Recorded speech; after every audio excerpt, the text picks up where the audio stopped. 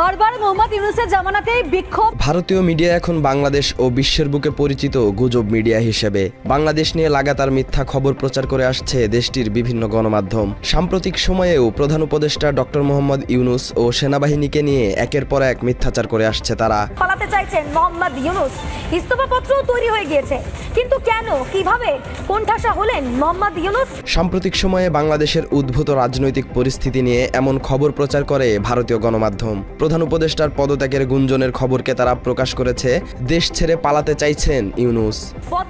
ফের চরমে দোলাচল।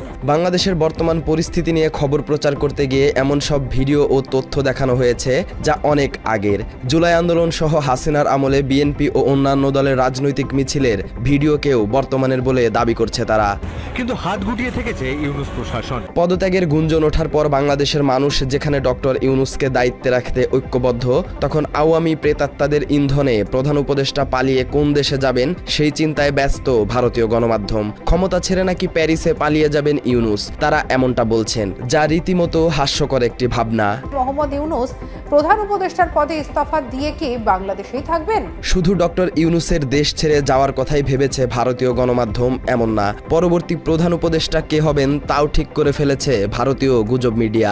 তাহলে ইউনূসের পরিবর্তে কে দায়িত্ব নিতে চলেছেন? দেশের প্রধান বিচারপতি কি পরবর্তী প্রধান উপদেষ্টা হবেন?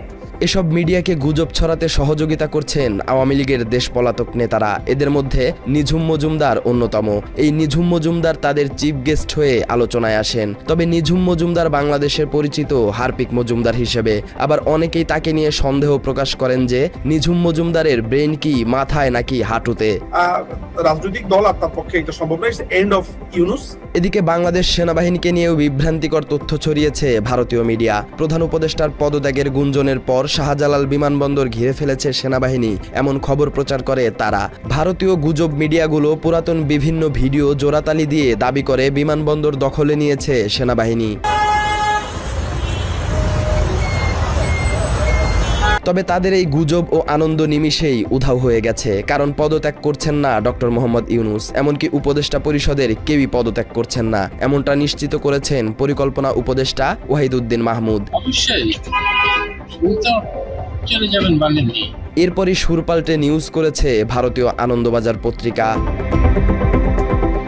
মাত্র 30% টাকায় জমির মালিক হয়ে নতুন বাংলাদেশের গড়ে তোলার স্বপ্ন দেখা বাংলা বসতি। প্রধান উপদেষ্টা পদত্যাগ করছেন না এটা নিশ্চিত হওয়ায় সেনাপ্রধানের পক্ষ নিয়েছে ভারতীয় মিডিয়া। তারা বলছে পদত্যাগের নাটক করে সেনাবাহিনীর উপর হামলার ছক এঁকেছেন ডক্টর মোহাম্মদ ইউনূস। এই হামলার জন্য নিজস্ব বাহিনীও প্রস্তুত রেখেছেন প্রধান উপদেষ্টা, এমন আশারে গল্পও শুনিয়েছে ভারতীয় মিডিয়া। বাংলাদেশ সেনার উপর হামলার ছক কষছে ইউনূস, পদত্যাগের নাটকের আড়ালে ষড়যন্ত্র করছে ইউনূস। এমনকি ভারতীয় গুজব মিডিয়া বলছে পদত্যাগের আড়ালে নতুন ষড়যন্ত্র করছেন প্রধান উপদেষ্টা। তারা দাবি করে জঙ্গি সংগঠনগুলোকে নিয়ে শাহবাগ, গুলিস্তান, কাকরাইল সহ দেশের বিভিন্ন জায়গায় হামলার পরিকল্পনা করেছেন ডক্টর মোহাম্মদ ইউনূস। হামলার ব্লুপ্রিন্ট পর্যন্ত তৈরি করেছিলেন ইউনূস নিজেই। ইউনূসের হামলা ব্লুপ্রিন্টে পর্দাফা। প্রধান উপদেষ্টা পদত্যাগের খবরে খুশি হয় ভারত, আর পদত্যাগ না করলে কষ্ট পায় তারা। এর কারণ কি? কারণ দায়িত্ব নেয়ার পর ভারতের গলার কাটা হয়ে দাঁড়িয়েছেন ডক্টর মোহাম্মদ ইউনূস। দেশ থেকে ভারতীয় আধিপত্যবাদ হটাতে কাজ করছেন তিনি। এতেই তার থাকা না থাকায় ভিন্ন ভিন্ন অনুভূতি হয় ভারতের। ভারত বাংলাদেশের উপর স্থলবন্দর দিয়ে আমদানি বন্ধের সিদ্ধান্ত নেয়ার আগেই অন্তর্বর্তী সরকার সিদ্ধান্ত নেয় ভারত থেকে সুতা আমদানি করবে না বাংলাদেশ। এছাড়া ডক্টর ইউনূস একাধিকবার বলেছেন ভারতের 7 সিস্টার্স ও বঙ্গোপসাগরের একমাত্র অভিভাবক বাংলাদেশ। এছাড়া ভারত পাকিস্তান যুদ্ধের সময় প্রধান উপদেষ্টার এক মন্তব্যে কেঁপে ওঠে দিল্লি। ডক্টর ইউনূস বলেছিলেন বাংলাদেশের যুদ্ধের প্রস্তুতি নেওয়া উচিত। চারপাশে যে যুদ্ধাবস্থা তৈরি হয়েছে তাতে নিজেদের প্রস্তুতি না নেওয়া নিজেদের জন্য হুমকি স্বরূপ। এরপরই ভারতীয় মিডিয়া প্রধান উপদেষ্টাকে নিয়ে গুজব ছড়ানো বাড়িয়ে দেয়। ভারত পাকিস্তান যুদ্ধ হই হই অবস্থার মধ্যে রয়ে গেছে। এই পরিস্থিতির মধ্যে প্রস্তুতি না নেওয়াটা আত্মঘাতী।